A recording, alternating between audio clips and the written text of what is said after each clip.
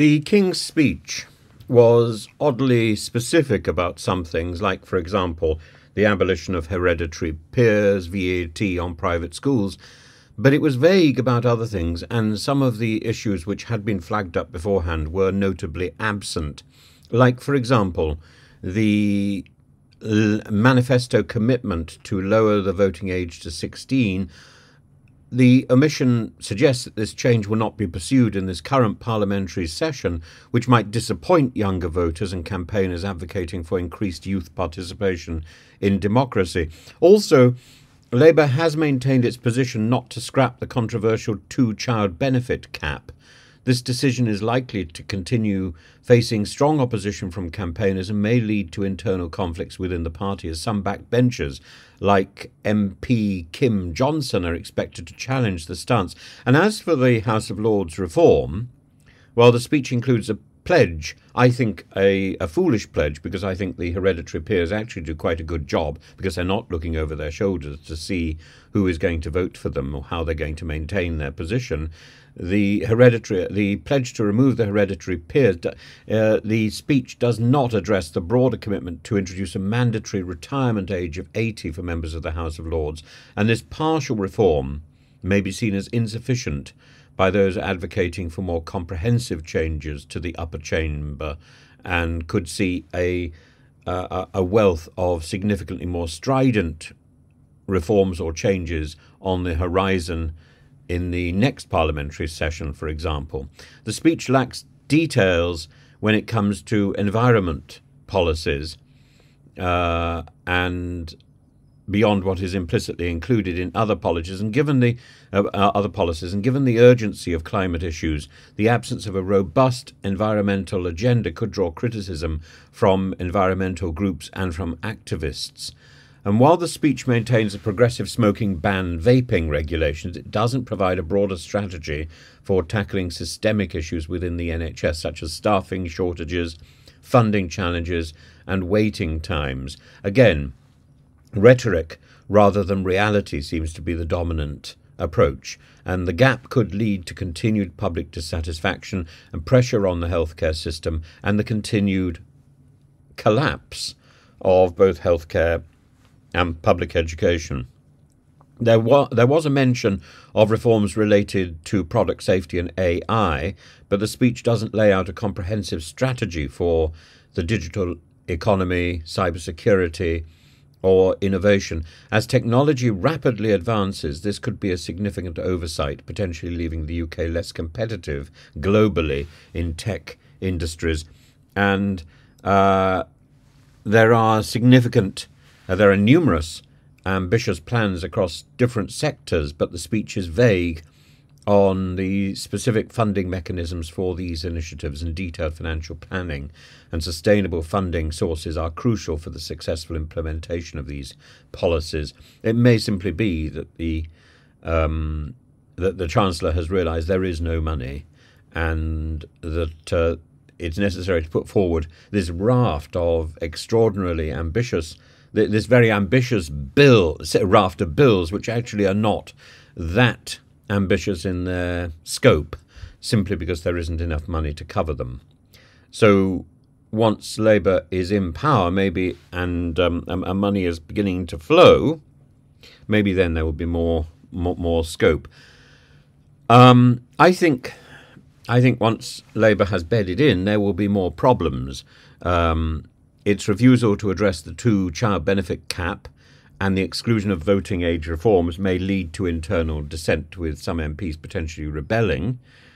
The omissions and partial reforms in critical areas like environmental policy, healthcare, and House of Lords reform may draw significant public and media criticism, challenging Labour's broader support.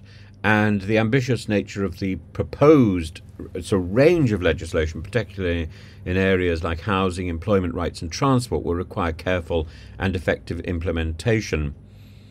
And any delays or inefficiencies could undermine public confidence in Labour's ability to govern effectively. It will be measured on those issues. The proposed economic measures, including the National Wealth Fund and changes to fiscal policy, will need to be managed very carefully to avoid potential negative impacts on the economy, and missteps could lead to financial instability and a loss of investor confidence. Reforms in such areas as the public ownership of railways and workers' rights are expected to be quite long-term in the process of change, but they might face strong opposition from vested interests and could lead to prolonged legal and political battles. So while there's a lot of scope covered by the King's speech, actually the real nitty-gritty is quite small, and it's very cautious in what it offers, other than the specifics to impose VAT on private education and get rid of hereditary lords, and both of those seem to be ideologically driven rather than driven to achieve a fundamentally positive result,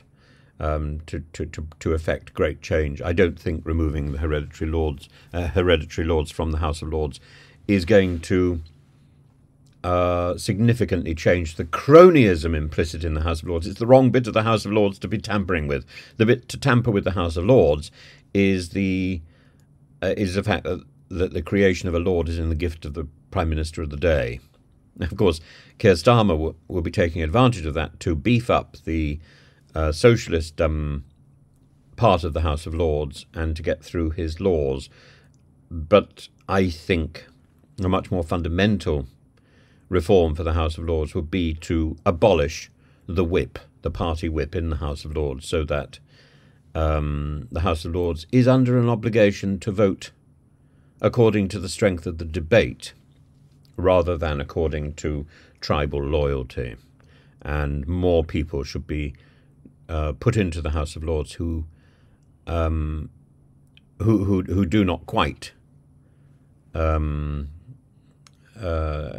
support a particular party whip, who have a much broader vision, and I think that would help the debates in the House of Lords significantly. And some of those, of course, are oddly among the hereditary peers. So what we're losing is that edge of impartiality, and we're going to be gaining a lot more Labour Lords to push through legislation.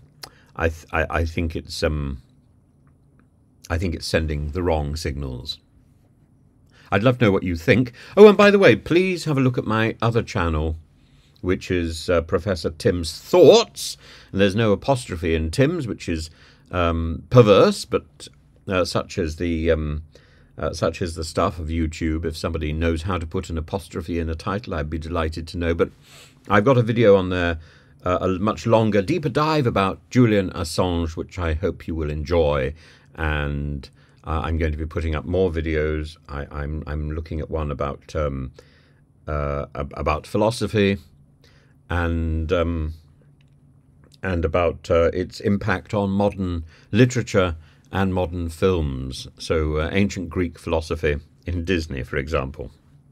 That should come up in the next week, and there'll be a few more like that. And then I will also be dealing with